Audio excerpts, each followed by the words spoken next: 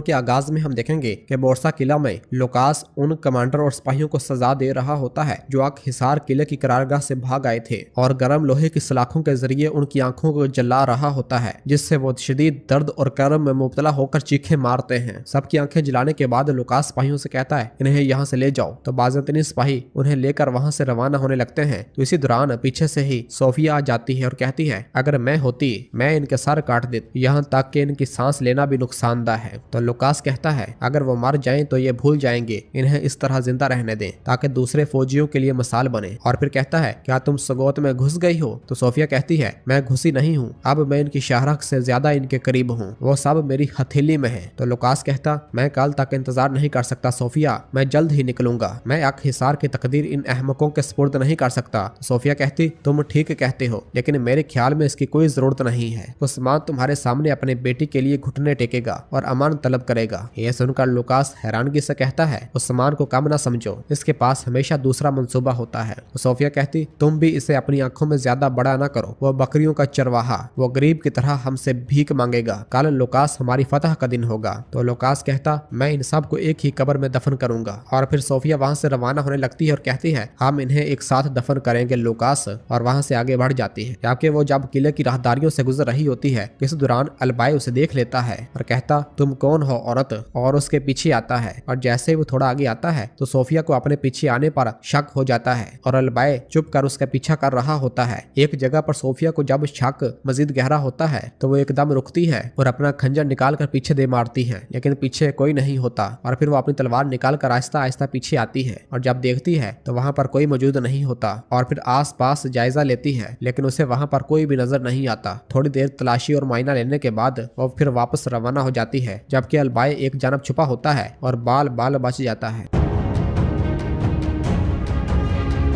तो उसी जानब काई कबीले के सरदारी खैमे में हम देखते हैं कि सब लोग वापस कबीले आ चुके होते हैं और बाला के पास बैठे होते हैं। बाला कहती गोंजा ओल्फिरा तुम्हारा दिन कैसा गुजरा, बताओ दुकानों की क्या सूरत हाल है? तो गोंजा कहती है अच्छा गुजरा माँ, मेरी दुकानें तैयार हैं, लेकिन और फिर होल्फिरा की जानब देखने लग जाती है और कहती है बहनों ने होल्फिरा के लिए काम थोड़ा मुश्किल कर दिया है। और फिर होल्फिरा कहती है वो आदी हो जाएंगी बाला माँ, फिक्र ना करें, मैं इनका एतमाद हासिल करने की हर मुमकिन कोशिश करूंगी, सुबह तक सब कुछ तैयार हो जाएगा। तो बाला कहती माशाल्लाह मेरी बेटी माशाल्लाह।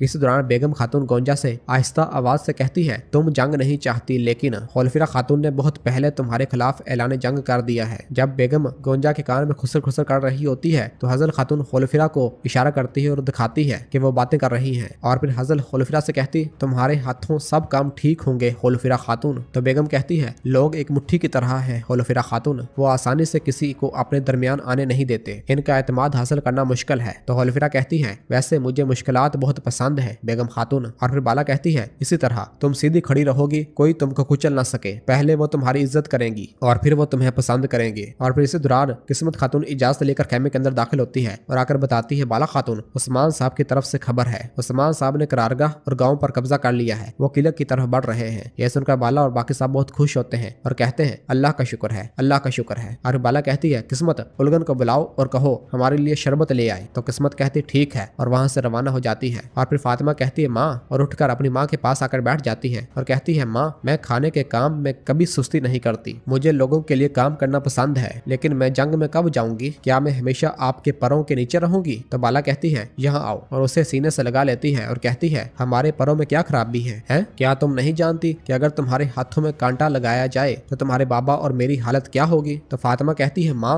मैं अपनी हिफाजत कर सकती हूँ और बहनों की तरबियत भी करती हूँ, यहाँ तक कि मैंने तीर चलाने की मश्क में यूसुफ साहब और सरोजा साहब को हराया। तो बाला कहती है नहीं, मेरा दिल बर्दाश्त नहीं करेगा, मैं जब जाऊंगी तो तुम मेरे साथ आ सकती हो, लेकिन मैं तुम्हें तन्हा अकेली जंग में नहीं भेजूंगी। और फिर बाला कहती है जब तुम माँ बनोगी तो तुम समझोगी। ये सुनते ही गोंजा गमजदा हो जाती है और उसे अपने बच्चे की याद आ जाती है।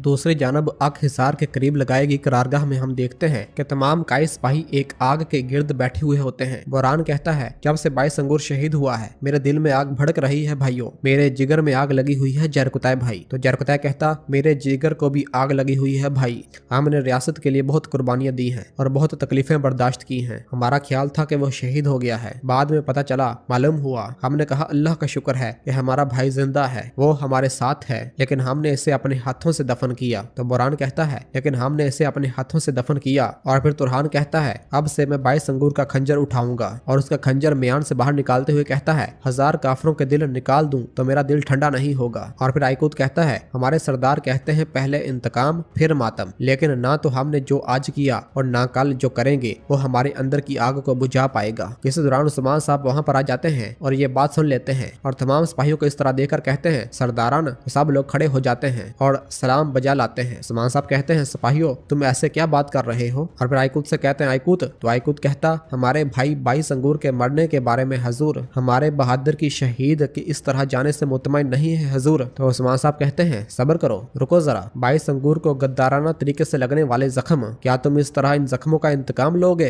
हैं? ये वक्त जमीन की तरफ मुंह झुकाने का वक्त नहीं है, ये वक्त दुश्मन को 1000 टुकड़ों में काटने का वक्त है। यकीनन हमारे दिल जल रहे हैं, यकीनन हमें तकलीफ हुई है, लेकिन मत भूलना हम कभी मायूस नहीं होंगे। 22 अंगूर की शहादत को ना हम भूलेंगे और ना ही काफिरों को भूलने देंगे। और फिर बुरहान कहता है हजूर ठीक कह रहे हैं भाइयों, हम मायूस नहीं होंगे कि दुश्मन ये ना सोचे कि 22 अंगूर और हमारे दूसरे शोहदा के खून की कीमत ये सिर्फ एक किला नहीं होगा। और फिर जरकुताय भी अपनी दोनों तलवारें निकाल लेता है और कहता है कि आज जहाद की मोहब्बत खत्म हो गई है कि अब हमें मायूसी में नहीं पड़ना चाहिए। भाइयों अल्लाह अल्लाह, सर उठाओ, सीधे खड़े हो जाओ। हमारी रियासत के लिए शहीद होने वालों के लिए तमाम काफरों से इनका इंतकाम लेंगे, वो दिन करीब है। और फिर उस्मान साहब भी अपनी तलवार निकाल लेते हैं तो बाकी तमाम सिपाही भी अपनी अपनी तलवारें बेनियाम कर लेते हैं। उस्मान साहब कहते हैं बेशक हम अजल से अब्द तक कभी नहीं झुके, हम हमेशा सीधे खड़े रहे, चाहे हम में से कोई गिर जाए। दूसरा हमेशा अल्लाह अल्लाह की सदा के साथ हमेशा जहाद के लिए दौड़ता रहेगा। ये सुनते ही सब लोग अल्लाह अकबर के फ्लाग शिगाफ नारे बुलंद करना शुरू कर देते हैं। और फिर जरकुताय कहता है अल्लाह अल्लाह हमारे गाजियों के लिए, और सब हु कहते हैं। जरकुताय कहता अपने शहीदों की खातिर जिन्हें हमने खून आलूद कफन में दफन किया। सब कहते हैं हु। जरकुताय कहता हमारे अजीम बुजुर्गों की खातिर जो हम से फतह के मुंतजर हैं। और सब अल्लाह अकबर के नारे बुलंद करते हैं। और इस तरह तमाम सिपाहियों में एक बार फिर जोशो वलवला अरूज पा जाता है और सब में जहाद की हिम्मत दुगना हो जाती है और सब सिपाही काफरों को काटने के लिए बेताब हो जाते हैं।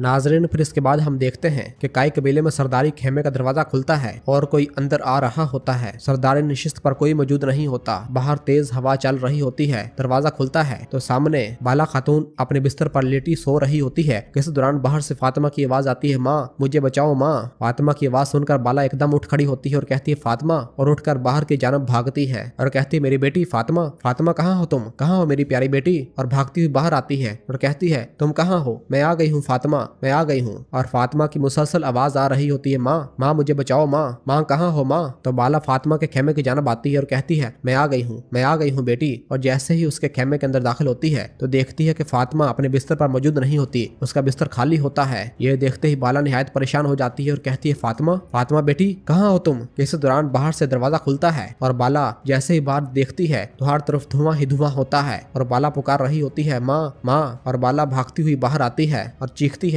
तुम कहाँ हो फातिमा। हर तरफ धुआं ही धुआं होता है, उसे कोई भी नजर नहीं आ रहा होता और मुसलसल अपनी बेटी को पुकार रही होती है, जबकि फातिमा अपनी माँ को पुकार रही होती है और उसके रोने की आवाज सुनाई दे रही होती है और कहती है माँ कहाँ हो माँ। जबकि बाला मुसलसल बाहर अपनी बेटी को तलाश कर रही होती है और चीखते हुए कहती है तुम कहाँ हो बेटी, कहाँ हो तुम। हर तरफ धुआं ही धुआं होता है, उसमें बाला का सांस लेना मजाल हो रहा होता है और वह मुसलसल अपनी बेटी को पुकार रही होती है। इसी दौरान उसकी नजर काले लिबास में मलबूस एक खातून पर पड़ती है, जिसे देखते ही बाला कहती मत करो, ऐसा मत करो। और उस काले लिबास में मलबूस खातून ने अपनी तलवार फातिमा की गर्दन पर रखी होती है और फातिमा कहती माँ मुझे बचाओ माँ। बाला चीखते हुए कहती ऐसा मत करना, मगर वो खातून अपनी तलवार लहराती है और वो तलवार फातिमा के पेट में घोंप देती है और बाला चीखते ही रह जाती है और उसकी आंखों के सामने उसकी बेटी मर रही होती है। यह देखकर बाला भागती हुई फातिमा की जानब आती है और उसे पकड़ती है और कहती है नहीं बेटी फातिमा नहीं, और उसे अपने गले से लगाती है और ज़ारो कतार रोने लग जाती है और कहती है फातिमा